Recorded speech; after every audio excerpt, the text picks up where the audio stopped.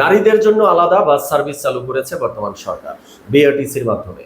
নাম দিয়েছে পিঙ্ক বাস, মানে গোলাপি রঙের বাস। তো এই পিঙ্ক বাস সার্ভিস উদ্বোধনের পরপরই দেখলাম অনেকেই বিএনপি সরকার বা তারেক রহমানের সরকারের ভূয়সী প্রশংসা করছেন যে তারেক রহমানের সরকার, বিএনপি সরকার নারীদের জন্য আলাদা বাস সার্ভিস চালু করার যে উদ্যোগ হাতে নিয়েছেন এটা নিঃসন্দেহে প্রশংসার দাবি রাখে। কিন্তু এরই পাশাপাশি অনেকগুলো অভিযোগ বা প্রশ্নও উঠেছে। অনেকেই বলছেন যে বিএনপি সরকার যে নারীদের জন্য বাস সার্ভিস চালু করেছে এটা তো প্রথমবারের মতো না, এর আগে শেখ হাসিনা সরকারও তো চালু করেছিল।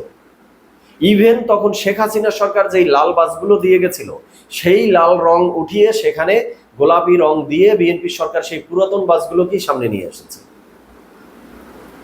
এছাড়াও গুরুত্বপূর্ণ যে প্রশ্নটি উঠেছে যে এই প্রকল্প বা এই প্রজেক্ট বা এই উদ্যোগের লংজিবিলিটি কতদিন, টেকসই হবে তো নাকি ভেস্তে যাবে, ফেল করবে।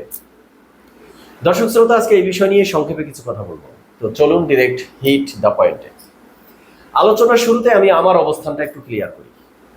বাংলাদেশের প্রেক্ষাপট অনুযায়ী পাবলিক ট্রান্সপোর্টে নারীদের যাতায়াতের ক্ষেত্রে তারা যে হেনস্থার শিকার হয়, যে বাজেট সিচুয়েশন তারা ফেস করে, সেই দৃষ্টিকোণ থেকে বাংলাদেশে নারীদের জন্য আলাদা বাস সার্ভিস বা ট্রান্সপোর্ট ব্যবস্থা থাকা প্রয়োজন বলে আমিও মনে করি। তো এই উদ্যোগটি নিঃসন্দেহে প্রশংসার দাবি রাখে এবং আমিও প্রশংসা করছি। এবার আসি আলোচনায়। প্রথম পয়েন্টে আসি যে এই উদ্যোগটা বাংলাদেশে বিএনপি সরকারই প্রথম নিয়েছে কিনা। না, এর পূর্বে দুইবার এই উদ্যোগ নেওয়া হয়েছিল। প্রথম 1998 সালে নারীদের জন্য আলাদা বাস ব্যবস্থা চালু করা হয়েছিল, কিন্তু দুঃখের বিষয় হলো সাস্টেইন করেনি, লংজিবিলিটি হয়নি, টেকসই হয়নি, ব্যর্থ হয়েছে, ফেল করেছে। এরপরে 2018 সালে শেখ হাসিনার সরকারও চালু করেছিলেন নারীদের জন্য আলাদা বাস। সেটা কিছুদিন চলেছিল। শেখ হাসিনা তখন লাল বাস নিয়ে এসেছিলেন, লাল রঙের। নিশ্চয়ই দর্শক শ্রোতা আপনাদের মনে আছে, মনে থাকার কথা। কিন্তু কিছুদিন চলার পরে সেটিও ব্যর্থ হয়েছে, ফেল হয়েছে, সফলতার মুখ দেখেনি।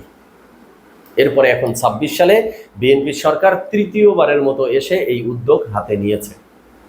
তো এবার কি সফলতার মুখ দেখবে, টেকসই হবে, নাকি ওই পূর্বের দুইবারের মতো এবারও ফেল করবে? সেটা বুঝতে হলে আমাদেরকে একটু প্রিভিয়াস দুইবার কেন ব্যর্থ হয়েছে সেই কারণগুলো জানা প্রয়োজন। আমি একটু পেপার পত্রিকা পড়ে স্টাডি করে যতগুলো কারণ দেখলাম, তার মধ্যে গুরুত্বপূর্ণ আমার কাছে যেগুলো মনে হলো, মূল কারণ যেগুলো মনে হলো, তার মধ্যে অন্যতম একটি হলো লোকসান। বিগত 2 টার্মে নারীদের জন্য বাস চালু করার পরে এই সেক্টরে বা এই উদ্যোগে, এই প্রজেক্টে লসের মাত্রা এত বেশি ছিল, লোকসানের মাত্রা এত বেশি ছিল যে লোকসানের একদম তলানিতে গিয়ে পৌঁছেছিল, যে যেখান থেকে আবার ওভারকাম করে এই সার্ভিস কন্টিনিউ রাখা আসলে সম্ভব ছিল না। তাহলে প্রশ্ন করবেন যে সেই লোকসান, এত লোকসান কেন হয়েছিল? লোকসান হওয়ার অন্যতম কারণ হলো যাত্রী কম ছিল। অবাক হতে পারেন আপনারা যে বাংলাদেশের মতো জায়গায় নারীদের জন্য আলাদা ট্রান্সপোর্ট ব্যবস্থা করা হলে, বাস সার্ভিস দেওয়া হলে, সেখানে তো নারী যাত্রীদের হুমড়ি খেয়ে পড়ার কথা। তো সেখানে যাত্রী কম, হ্যাঁ, যাত্রীর সংকট ছিল, যাত্রী কম ছিল। কেন কম ছিল? এর অনেকগুলো কারণ রয়েছে। অন্যতম কারণ হলো বাসের সংখ্যা কম ছিল। নারীদের জন্য যখনই এই বাস সার্ভিস আলাদা করা হয়েছে, বাসের সংখ্যা খুবই কম। তো বাসের সংখ্যা কম থাকার কারণে যেগুলো হয়, ঢাকা শহর বা অন্যান্য শহরগুলোতে যে যানজট, যে ট্রাফিক জ্যাম, ঘন্টার পর ঘন্টা বসে থাকতে হয়, সেক্ষেত্রে আবার বাসের সংখ্যাও কম। তাই যাত্রীরা বাস স্টপে এসে ঘন্টার পর ঘন্টা বসে থাকলেও তাদের সেই কাঙ্ক্ষিত লাল বাস বা এখন আসছে গোলাপি রঙে গোলাপি বাস, এই বাসগুলো তারা পায় না। ফলে কিছুক্ষণ ওয়েট করার পরে কি করে, তারা অন্য পাবলিক ট্রান্সপোর্ট বা অন্য কোনো ট্রান্সপোর্টে উঠে তাদের গন্তব্যে চলে যায়। ফলে যখন সেই নারীদের জন্য নির্দিষ্ট গাড়ি বাস স্ট্যান্ডে আসে, সেখানে এসে কাঙ্ক্ষিত যাত্রী পায় না। তো এভাবে চলতে চলতে একটা পর্যায়ে লোকসানের পরে লোকসান, লোকসানের পরে লোকসান গুনতে হচ্ছে। যদিও নারীদের জন্য এই আলাদা বাস প্রজেক্ট এটি সরকারের বা বিআরটিসির কোনো লাভজনক ইনভেস্ট না। এখানে সরকার ভর্তুকি দিবে এটাই স্বাভাবিক, কিন্তু ভর্তুকি দেওয়ারও তো একটা লিমিট আছে। লোকসান হতে হতে যখন তলানিতে পৌঁছে যায় তখন সরকার আর কত ভর্তুকি দিবে? এছাড়াও আরো বেশ কিছু কারণ রয়েছে, যেমন এই প্রকল্প বা প্রজেক্টগুলো যে ম্যানেজমেন্ট টিম সেখানেও অনেক দুর্বলতা। এই সব কিছু মিলে দুইবারের মতো ব্যর্থ হয়েছে। তাহলে এবার তৃতীয়বারের মতো সফল হতে হলে কি করতে হবে? ওই দুইবার কেন ব্যর্থ হয়েছে সেই কারণগুলোকে অ্যানালাইসিস করতে হবে, সেখান থেকে ওভারকাম করতে হবে এই প্রজেক্টকে। তাহলেই এই প্রজেক্ট লংজিবিলিটি হওয়ার বা টেকসই হওয়ার সম্ভাবনা রয়েছে। এখন কতটুকু টেকসই হবে কি হবে না সেটা সামনে দিন আসুক, দিন যেতে থাকুক, বাস্তবতা আমরা দেখি, তারপরে বলতে পারবো। এবার আসি ওই পয়েন্টটিতে যে 2018 সালে শেখ হাসিনা যেই লাল বাসগুলো নারীদের জন্য দিয়েছিল, সেই লাল বাসগুলোকেই বিএনপির সরকার গোলাপি রং করে এখন মাঠে আনছে। তো এখানে অনেকেই বলছে যে বিএনপির সরকার এখানে জনগণের সাথে বাটপারি করছে, বিএনপি সরকার দুর্নীতি করছে, বা যাদেরকে ফ্যাসিস্ট বলা হচ্ছে সেই ফ্যাসিস্টের গাড়িকেই এখন তারা আবার নতুন প্রকল্পে ব্যবহার করছে। এই ধরনের অনেক অভিযোগ অনেকে তুলছে, বাট আমি এই অভিযোগগুলোর সাথে একমত না। কারণ কি? কারণ হলো যেই সরকারই যা কিনুক না কেন, রাষ্ট্রের জন্য যা কিনুক না কেন, সেগুলো রাষ্ট্রের টাকায় কিনেছে, সেগুলো জনগণের টাকায় কিনেছে। সেটা ফ্যাসিস্ট শেখ হাসিনা কিনুক, এখন বিএনপির সরকার কিনুক, পূর্বে খালেদা জিয়া কিনে দিয়ে যাক, তার পূর্বে এরশাদ কিনে দিয়ে যাক, রাষ্ট্রের টাকা দিয়ে কিনেছে, ওটা তো রাষ্ট্রের সম্পদ। তো রাষ্ট্রের কোনো সম্পদ যদি অব্যবহৃত পড়ে থাকে তো সেটা তো পরবর্তী সরকারের দায়িত্বের মধ্যেই পড়ে ওটাকে নতুন রূপে যাতে ফাংশনাল করা যায়, অ্যাক্টিভ করা যায়, অ্যাক্টিভ রাখা যায়। তো সেক্ষেত্রে শেখ হাসিনার সময়ের লাল বাসগুলো পড়ে আছে, সেগুলোকে এখন গোলাপি রং করে সামনে নিয়ে আসা হয়েছে। অন্যায়ের তো কিছু নাই এখানে, এখানে তো বেইমানি বা বাটপারির আসলে কিছু নেই। তবে হ্যাঁ, এখানে অন্যায় হতে পারে, দোষ হতে পারে যদি দুটো ঘটনা ঘটে থাকে, দুটো ক্ষেত্রে। একটি হলো এই বাস গাড়িগুলো যদি ফিটনেসবিহীন হয়ে থাকে, লক্কর ঝক্কর কোয়ালিটির হয়ে থাকে, ফিটনেস চেক আপ না করে যদি শুধু রং করে সামনে নিয়ে আসা হয়, তাহলে এটা অন্যায়, এর বিরুদ্ধে তাহলে আমি। আরেকটা হলো যদি এই বাসগুলোকে, পুরাতন বাসকে রং করে সামনে নিয়ে এসে ভাউচারে যদি এগুলোকে, কাগজপত্রে যদি এগুলোকে নতুন বাস দেখিয়ে লাখ লাখ কোটি কোটি টাকা দুর্নীতি লোপাট করা হয়, তাহলে এটা অন্যায়, এটা দোষ, এর বিরুদ্ধে আমি। যদি এই দুইটার কোনোটাই না হয়, গাড়িগুলো যদি ফিটনেস টেস্টে উত্তীর্ণ হয় এবং এখানে যদি পুরাতন গাড়িকে নতুন গাড়ি রূপ দিতে এই রিফরমেশনে যত টাকা খরচ হয়েছে, কাগজপত্রে, ভাউচারে, ইনভয়েসে যদি সেই খরচটাই দেখানো হয়, অতিরিক্ত কোনো খরচ দেখানো না হয়, পুরাতন গাড়িকে যদি কাগজপত্রে পুরাতন গাড়িই দেখানো হয়, তাহলে আমি এতে কোনো অন্যায় দেখছি না। এবার আসি আরেকটা পয়েন্টে, এটা খুবই সেন্সিটিভ একটা বিষয়, তারপরেও আলোচনা করতে হচ্ছে। সেটি হলো এই যে গোলাপি রঙের গাড়ি, এই গাড়ির যে ড্রাইভার এবং কন্ট্রাক্টর তারাও হবেন নারী। সেই নারীদের পোশাকটা আপনারা দেখেছেন গোলাপি রঙেই করা হয়েছে, সমস্যা নাই, করুক। কিন্তু এই পোশাকের ভেতরে আর একটা বিষয় আপনারা লক্ষ্য করেছেন কিনা, এই ড্রাইভার এবং কন্ট্রাক্টরদের হেজাব পরানো হয়েছে।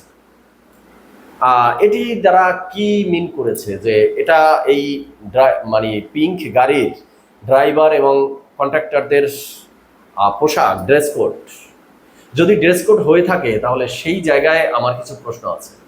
অনেকেই এই প্রশ্নগুলো তুলছে, সোশ্যাল মিডিয়ায় দেখছি অনেকে লেখালেখি করছে, এবং এই প্রশ্নটা আমার মাথায়ও হিট করেছে যে একটা প্রফেশন, সেই প্রফেশনে হেজাব পরাকে বাধ্যতামূলক করে দিতে পারে কিনা। আমি হেজাবের বিপক্ষে না, আমি পর্দার বিপক্ষে না, আমি বোরখা পরারও বিপক্ষে না। আবার মডার্ন ড্রেস যদি কেউ পরে, আমি তারও বিপক্ষে না। পোশাকের স্বাধীনতায় আমি বিশ্বাসী। স্বাধীনতা মানে হলো শালীনতার সাথে, স্থান কাল পাত্র ভেদে যেখানে শালীনতার সাথে যেটা যায় সে ধরনের পোশাক, কেউ যদি ওয়েস্টার্ন ড্রেস পরে, কেউ যদি বোরখা পরে, কেউ যদি হেজাব পরে, আমি কোনো সমস্যা দেখছি না। সমস্যাটা সেই জায়গায় যদি জোর করা হয়, বাধ্য করা হয়। কেউ বোরখা পরবে, কেউ হেজাব পরবে, কিন্তু তাকে যদি বাধ্য করা হয় যে তুমি পড়তে পারবা না, আমি সেটার বিরুদ্ধে। যে সে পড়তে চায় সেটা তার স্বাধীনতা, তাকে পড়তে দিন।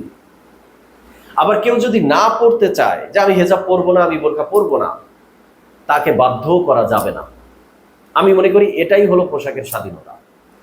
তো একটা প্রফেশন, একটা জব সেক্টর, সেখানে হেজাব পরিয়ে দিচ্ছে, এটি দ্বারা কি মিন করছে আসলে? এখানে হিজাবি ব্যতীত কেউ আসতে পারবে না, এই চাকরি করতে পারবে না?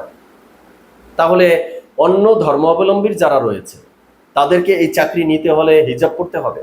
বা অন্য ধর্মাবলম্বী ছাড়াও যদি সকল ধর্মাবলম্বীরই যারাই থাকুক, যারা হেজাব পড়তে চায় না, এক কথায় তাদেরকে কি বাধ্য করা হবে যে যদি এই পিঙ্ক বাসের ড্রাইভার হতে হয়, পিঙ্ক বাসের কন্ডাক্টর হতে হয়, তাহলে তোমাকে হেজাব পড়তেই হবে? মানে এই ধরনের বাধ্যবাধকতা একটা প্রফেশনের ক্ষেত্রে ড্রেস কোডে দেয়া যায় কিনা আসলে একটা গণতান্ত্রিক রাষ্ট্রে? তো এর পেছনে অন্য কোনো গোষ্ঠীর কোনো ম্যাটিকুলাস ডিজাইন নেই তো? আমার তো মনে হচ্ছে যে এর পেছনে কোনো উদ্দেশ্য, কোনো মোটিভ আসলে আছে। তো এই বিষয়টা আমার মনে হয় গুরুত্ব সহকারে একটু খতিয়ে দেখা দরকার যে এটি আসলে কেন। এবার আমি কনক্লুশনে চলে আসছি। কনক্লুশনে এসে যেটা বলতে চাই সেটা হলো, এই যে আলাদা বাস সার্ভিস চালু করা হয়েছে নারীদের জন্য, এটা তো নারীদের সেফটি, সিকিউরিটি ইনশিওর করার জন্য, নিরাপত্তা নিশ্চিত করার জন্য। কিন্তু এই আলাদা কয়েকটা বাস চালু করে নিরাপত্তা দিতে গিয়ে যে সাধারণ কমন পাবলিক ট্রান্সপোর্টগুলো আছে সেখানে নারীরা নতুন করে বৈষম্যের শিকার হবে না তো? তারা সেখানে এখন আরো অতিরিক্ত লেভেলের হ্যারাসমেন্ট হবে না তো? তাদেরকে অন্যান্য পাবলিক ট্রান্সপোর্টে উঠে শুনতে হবে না তো যে নারী আপনারা এই বাসে আসছেন কেন, আপনাদের জন্য তো আলাদা বাস আছে? এই জায়গাটা কিন্তু সরকারকে বা আইন শৃঙ্খলা রক্ষাকারী বাহিনীকে নজর দিতে হবে। কারণ নারীদের জন্য স্পেশাল বাস আপনারা কয়টা করেছেন? তা দিয়ে নিশ্চয়ই এই যাতায়াত পথে সকল নারীদের যাতায়াত নিশ্চিত করতে পারবেন না। অবশ্যই নারীরা অন্যান্য গাড়িতে উঠবে, বা সেটা নারীদের স্বাধীনতার মধ্যেও পড়ে। কেউ যদি মনে করে যে সে পিঙ্ক গাড়িতে উঠবে না, বা এই যে হিজাবের যে বিষয়টা বললাম, তো ড্রাইভার হিজাব পরা, কন্ট্রাক্টর হিজাব পরা, ওখানে যদি হিজাব ব্যতীত কোনো নারী বা কোনো মেয়ে, কোনো স্টুডেন্ট, ছাত্রী উঠে, তো ওই হিজাবওয়ালা কন্ট্রাক্টর, তাদের যদি মোটিভটাই অমন থাকে, এটা যদি কোনো গোষ্ঠীর ম্যাটিকুলাস ডিজাইন থাকে, তাহলে তারা ওই বাসে হিজাব ছাড়া নারীদেরকে কটাক্ষ করতে পারে, ইনসাল্ট করতে পারে। তো সে কারণে অনেক নারীরা ওই গাড়িতে নাও উঠতে পারে, তারা অন্যান্য পাবলিক ট্রান্সপোর্টে মুভ করতে পারে।